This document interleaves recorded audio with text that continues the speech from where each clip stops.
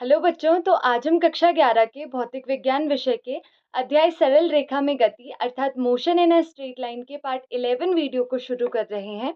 और आज इस वीडियो में हम दो बहुत अच्छे कॉन्सेप्ट सीखने वाले हैं उदाहरण 2.7 में।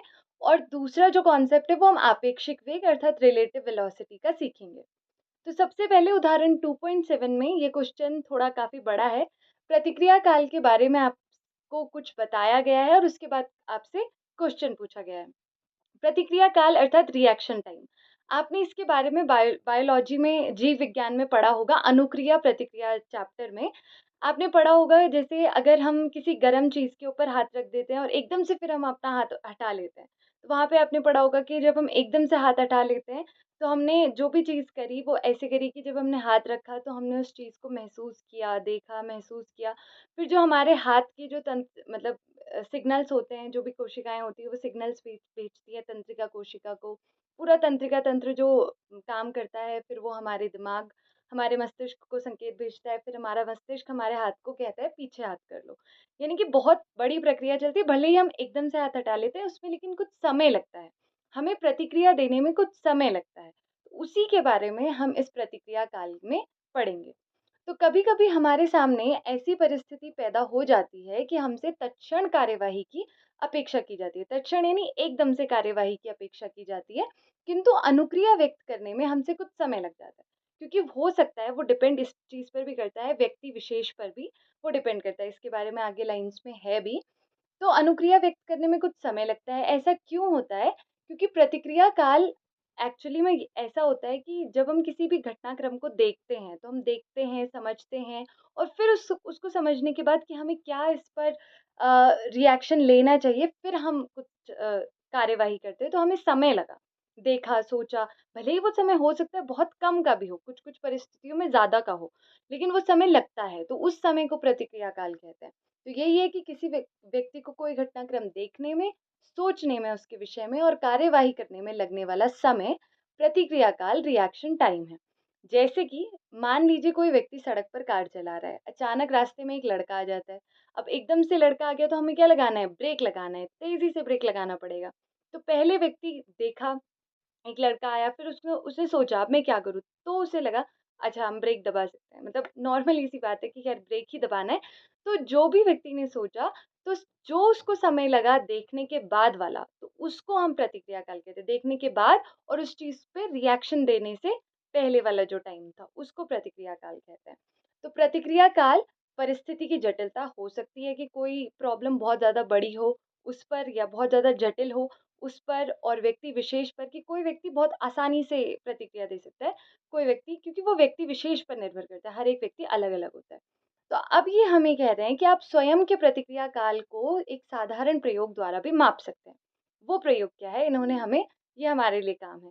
तो आप अपने मित्र को एक रूलर दें, एक स्केल दें। जैसे यहाँ पर हमारा मित्र है, ये मित्र का हाथ है और इसने अपने हाथ में, जैसे मैंने पेन पकड़ा हुआ है, उसने रूलर पकड़ा हुआ है और उसे रख दिया उसने अपने हाथ के अंगूठे और तर्जनी के बीच में। अब जब उसने इन दोनों उँगलियों के बीच में रखा, ऊर्ध्वाधर दिशा में उसने गिराया, यानी कि नीचे की तरफ ऊर्ध्वाधर, ठीक है? वर्टिकली उसने गिराया, चित्र 2.8 यानी कि ये वो चित्र है, इसमें दिखाया गया। अब ज्यों ही रूलर को छोड़ा जाता है, जैसे ही वो आपका दोस्त उस रूलर को छोड़े, आपको एकदम से उसे पकड़ लेना है।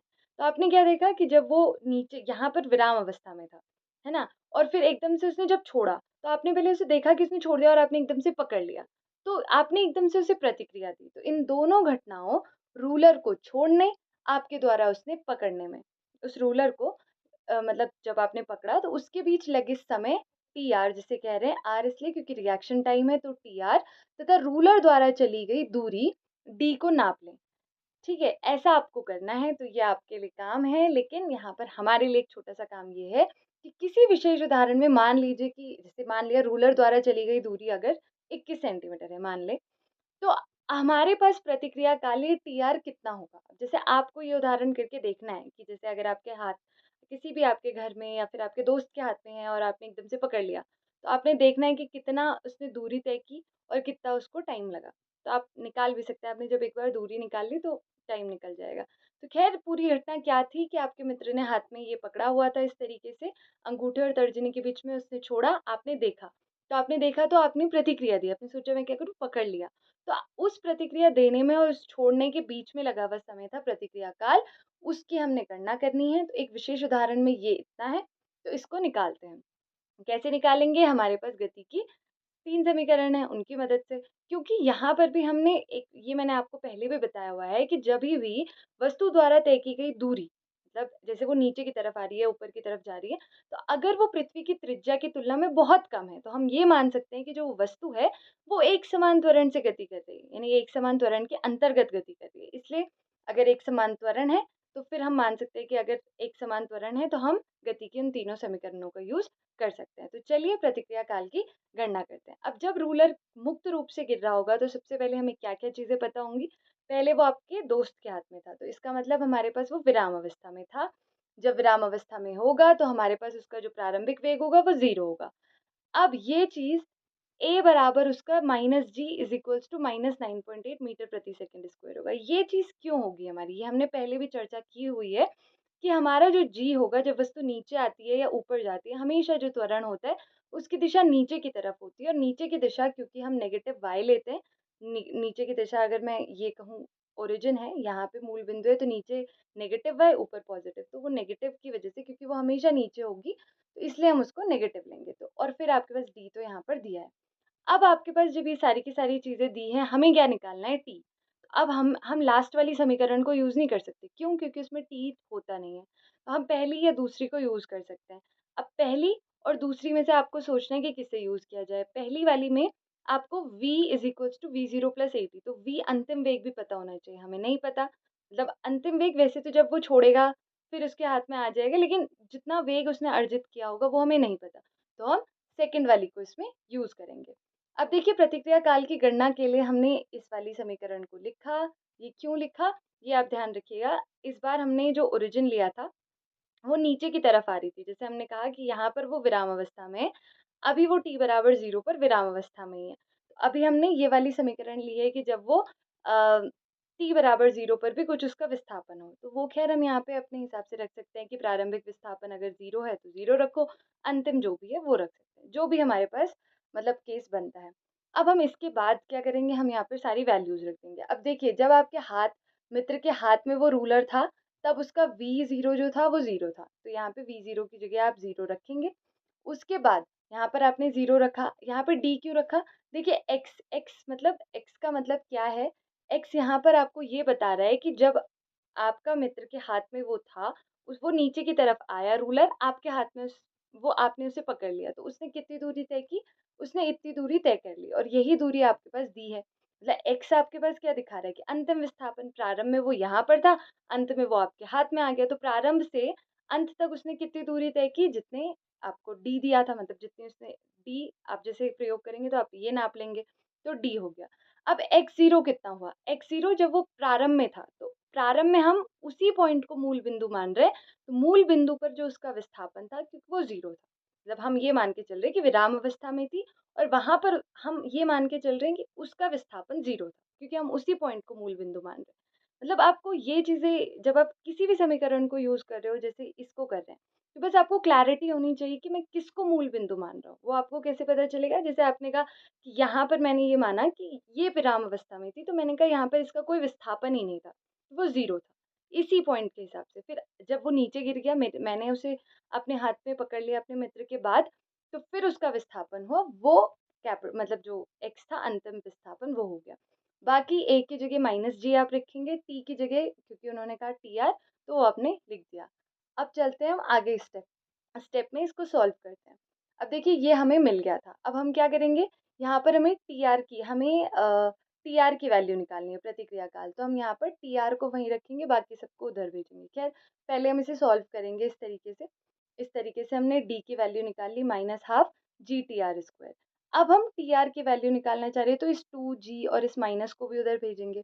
अब यहाँ पर एक चीज़ ध्यान देने वाली बात है, क्योंकि जब आप इसको लेकर जाएंगे तो ये t r square is equals to minus गुणा भाग में चेंज नहीं होता, तो माइनस भी वहीं जाएगा, 2 ऊपर चला जाएगा और जी आपके पास नीचे आ जाएगा और डी तो उधर है ही।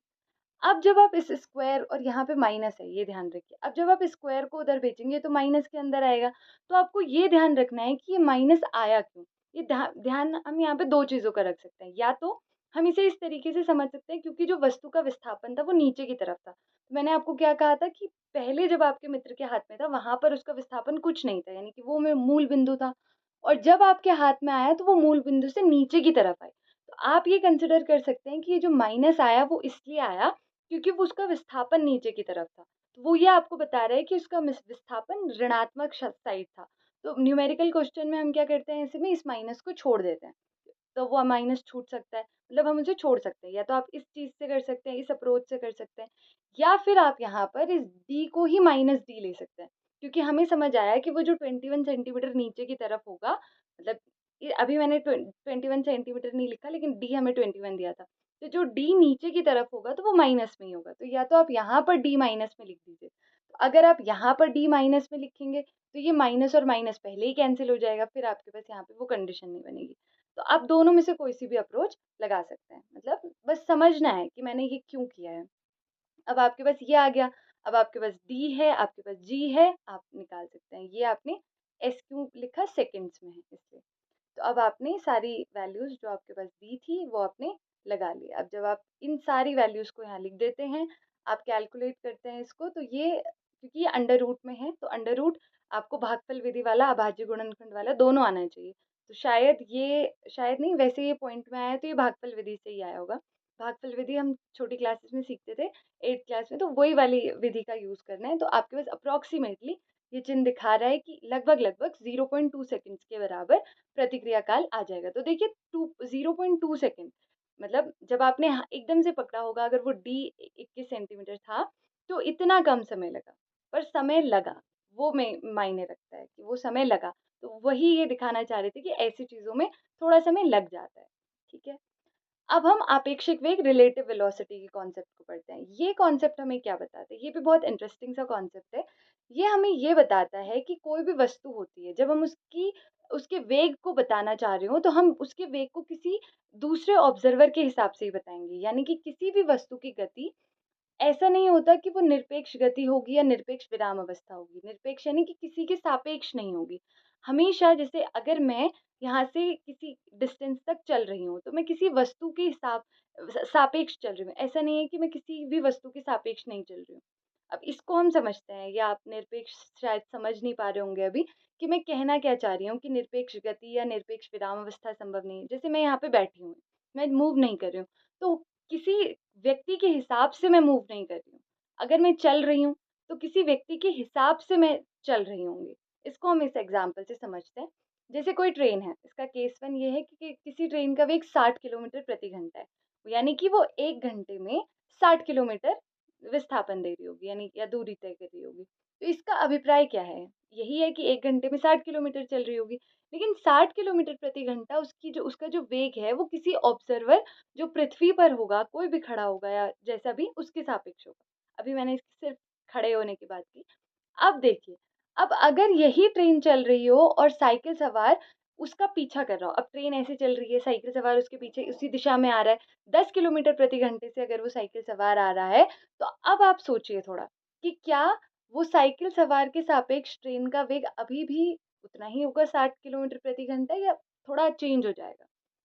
क्योंकि आपने देखा होगा, जैसे बस, अगर आप इसी डायरेक्शन में चल रहे हो और कोई बस इस डायरेक्शन में आती है, तो बस बस का वेग बहुत ज़्यादा लगता है। या हम जब इस तरफ जाते हैं तो हमें ऐसा लगता है कि ये जो पेड़ हैं वो बहुत तेज़ी से चल रहे होंगे, चलते नहीं है लेकिन हम बहुत तेज़ी से जा रहे होते हैं, और हम ऐसे जा रहे होते हैं और पेड़ इसी वहीं पर खड़े रहते हैं। तो दोनों का आपेक्ष, मतलब जो दोनों की दिशा होती है वो अलग-अलग होती है, मतलब जो उनके चलने की दिशा, वो खड़े रहते हैं, एक के सापेक्ष जो दूसरे का वेग है वो ज़्यादा हो जाता है, बस इसलिए। तो ख़ैर, ये जो चीज़ है, यहाँ पर जो वेग होगा वो परिवर्तित होगा, क्योंकि ये जो वेग था वो धरती पर खड़े किसी ऑब्ज़र्वर के सापेक्ष था, और ये जो वेग होगा ये उस साइकिल सवार के हिसाब से जो गति कर रहा है उस ट्रेन के पीछे। तो जभी भी ऐसा होता है कि वो सेम डायरेक्शन में मूव कर रहे होते हैं, तो आपने ये देखा होगा कि एक बस ऐसे जा रही है, आज जिसमें आप बैठे हैं, आपके उसी डायरेक्शन में जा रही है तो आपको ज़्यादा नहीं लगती। लेकिन आप ऐसे जा रहे हैं और ऐसे बस आ रही है, तो उस बस की गति आपको ज़्यादा लगती है। तो ऐसा इसीलिए होता है कि अगर 2 चीज़ें एक ही डायरेक्शन में जा रही होती हैं, तो उनको जो दूसरी वाली का वेग है, वो स्थिर वाले के हिसाब से थोड़ा कम लगता है। तो वो क्यों लगता है?